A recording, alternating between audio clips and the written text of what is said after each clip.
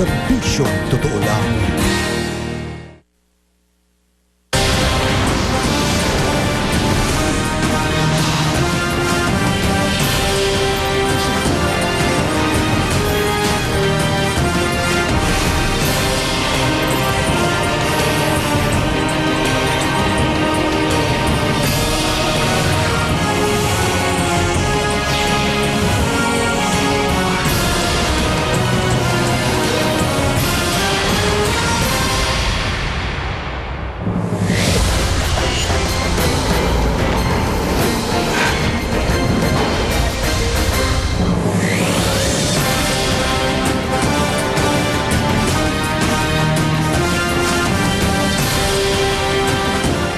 Magandang gabi po sa botong 20 guilty at 3 not guilty ng Senate Impeachment Court na naigang prosekusyon sa pagpapatalsik sa pwesto kay Renato Corona bilang punong maestrado ng Korte Suprema. Makasaysayan ang yugtong ito dahil si Corona ang kauna-unahang Chief Justice na natanggal sa pwesto sa pamagitan ng impeachment trial.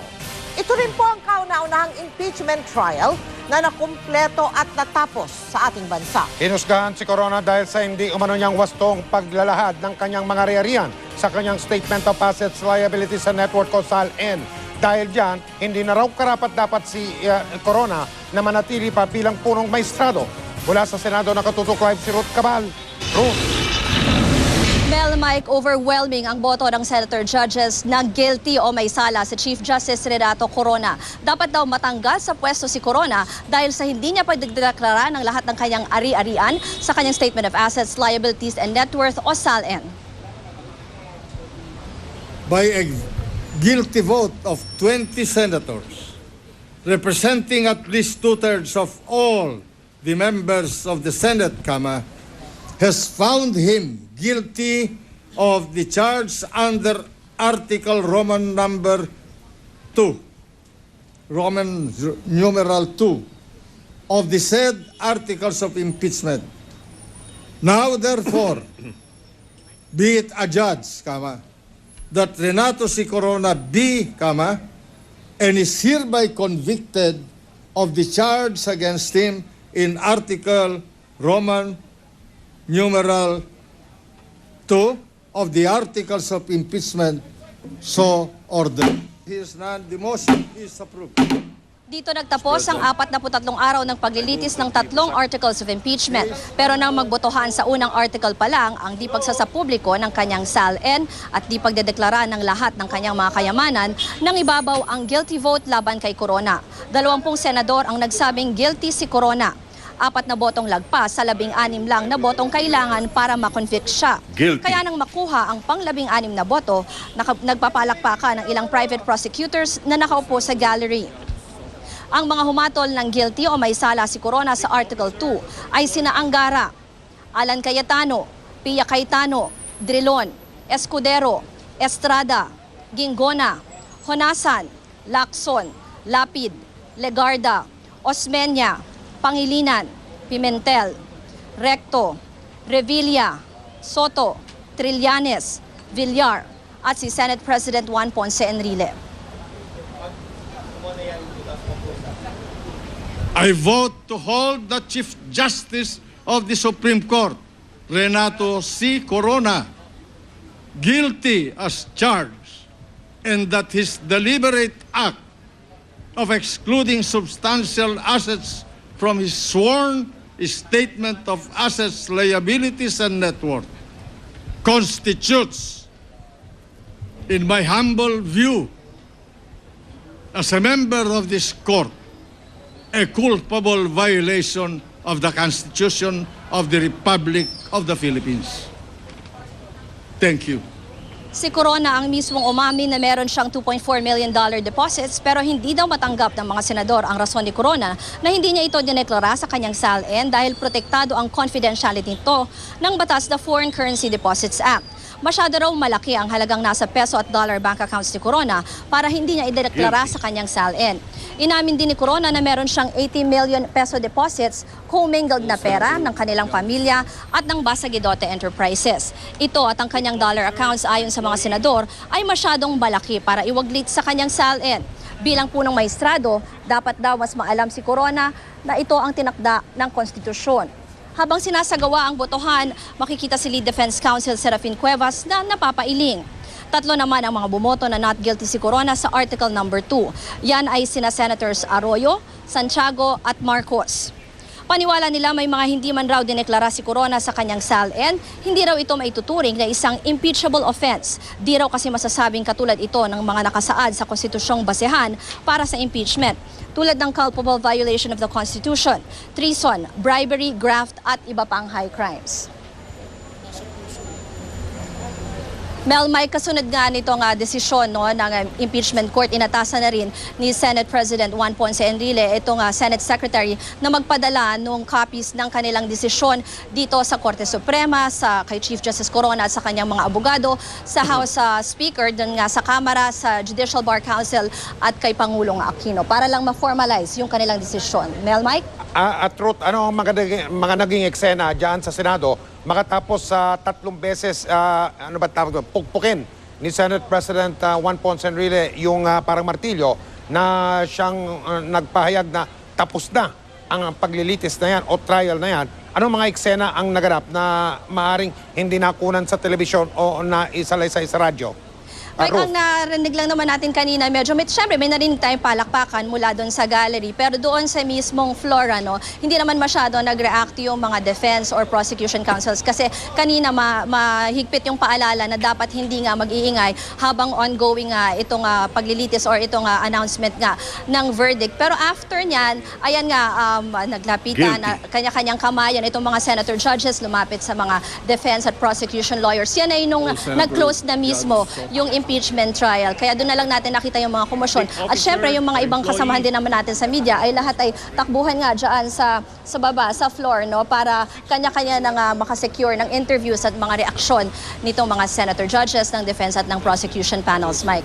At Ruth, sa mga sandaling ito, ngayong nasa 24 oras na tayo, ano pang meron ba pang natitira mga senador, mga tigapanig ng prosecution at depensa at iba pang mga tao na dumalo dyan sa huling araw ng paglilitis dyan sa Senado, Ruth? Doon sa mismong session hall, wala na tayong nakita kanina na mga senador. Pero kasi may kanya-kanyang kwarto dito, yung prosecution and defense panels, tapos meron din tayong press area. At yung ilan doon sa mga main figures like the lead defense lawyers and prosecution lawyers, nandun pa yung iba sa kanila at nagpapaunlak pa naman ng mga interviews, Mike. Ruth, nung mga ibang araw ng paglilitis, ng impeachment, pagkatapos sa mga pagdinig, yung prosecution at depensa, nagtatangal ng sarili-sarili nilang mga press conference o media briefing kung tawagin. Ngayong araw na ito, nangyari ba yon tulad ng mga nakaraan? Ruth? Kanina kasi Mike, ang nangyari once na na-hand down yung verdict, parang nagkaunahan na doon mismo sa floor Kaya talagang kanya-kanyang hila na ng mga interviewees. Pero narinig naman natin, nakatulad na rin ng una ng sinabi ng defense panel na isa daw sa option na tinitingnan nila, sabi ni Attorney Serafin Cuevas, ay yung pagdulog nga sa Korte Suprema para nga i-apila o questionin itong desisyon ng impeachment court. At syempre, ang prosecution panel naman ay masaya dito sa naging desisyon, Mike. Okay, Ruth. Kaya tapos sa bukas. Bukas ba magsesesyon ng Senado? Tinatanong ko yan sapagkat ilan sa mga senador, nung nagpaliwanag sila ng kanilang boto, ang sabi nila, buti na lang tapusin na natin to sapagkat meron pa tayo, hindi ito ang trabaho natin. Ang totoong trabaho ng mga mambabatas ay gumawa ng mga batas para sa kabubuti ng karamihan sa mga Pilipino, lalo na yung nabanggit nga nung ilan, yung mga nagugutom, yung mga walang trabaho, yung mga walang paroroonan sa buhay. Ruth? Tama, nakita natin na halos ganyan yung pare-pareho na statement nga ng mga senators kanina. Parang sabi nga ni Senator Recto, if I may quote him, sabi niya kanina, tapos na itong parang naging telenovela nitong impeachment trial at back to regular programming na daw sila. So lahat naman sila, ganyan yung sentiment nila na balik trabaho na sila doon sa pag-legislate nga o paggawa na ng kanilang mga batas. At pagkakaalam natin, balik sa afternoon sessions bukas. Maraming salamat, Ruth Cabal. Puntahan po naman natin ang Malacanang. Live po ito.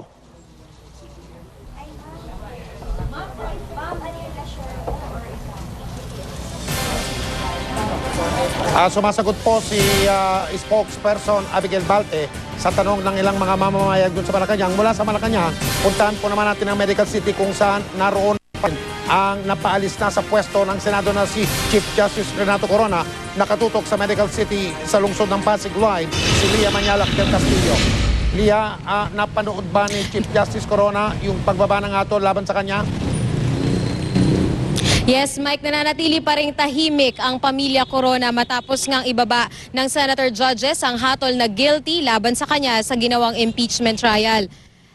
Ayon dito kay Court Administrator Maidas Marquez ay posibleng hindi raw magsalita ang pamilya Corona matapos nga itong nangyaring paghatol ng Senator Judges. Samantalang si Court Administrator Marquez naman ay naghahanda ng isang statement on behalf of the family. Alam mo Mike, hindi actually malinaw kung napanood nga ba ni Chief Justice Corona yung ginawang pagboto ng mga Senator Judges. Mayroon kasi tayo natanggap na impormasyon na nakapanood ito at katunayan nang nakaakyat tayo sa 15th floor ay narinig natin na malakas nga yung volume ng television doon. Posible na nagmo-monitor yung kanyang pamilya doon. Pero nakatanggap rin naman tayo ng impormasyon na inabisuhan daw ng mga doktor ni Chief Justice Corona ito na wag nang panoorin yung ginawang pagboto ng mga Senator Judges. Buong araw hanggang kanina sinusubukan nating tawagan ang mga miyembro ng pamilya Corona pero kung hindi nakapatay yung kanilang cellphone ay hindi nila ito sinasagot. Hanggang sa mga oras din na ito ay walang abiso ang The Medical City kung maglalabas ba sila ng medical bulletin tungkol sa kalagayan ng kalusugan ni Chief Justice Corona. Itinanggi rin ng ospital ang mga bali-balita na madidischarge ngayong araw na ito ang Chief Justice. Sa ngayon, Mike, ayon sa ating mga sources ay nasa taas o nasa 15th floor ang Chief Justice kasama ang kanyang pamilya at ang ilan sa mga supporters. Nananatiling mahigpit ang seguridad doon, off-limits ito sa media at yung mga malalapit lamang sa Chief Justice ang pinapayagang makaakyat doon, Mike. Lia, sa puntong ito, tulad ng sinabi mo kanina, kaya wala tayong impormasyon o kung anumang klaseng balita kung ano na ang kalagayan ng kalusugan ni Chief Justice Renato Corona. Ganun ba yun, Lia? As so far today, walang naging medical bulletin at wala pang inaanunsyo na susunod na medical bulletin. Pero sa huling impormasyon na natanggap natin doon sa mga aide ni Chief Justice Corona na bumaba na dito kanina ay nakahiga na raw ito at naroon na sa kanyang kwarto, Mike. Ang sinabi ba ni tagapagsalita ng Korte Suprema, Justice Maidas Marquez, kung anong oras sila maglalabas ng payag mula sa pamilya Lia?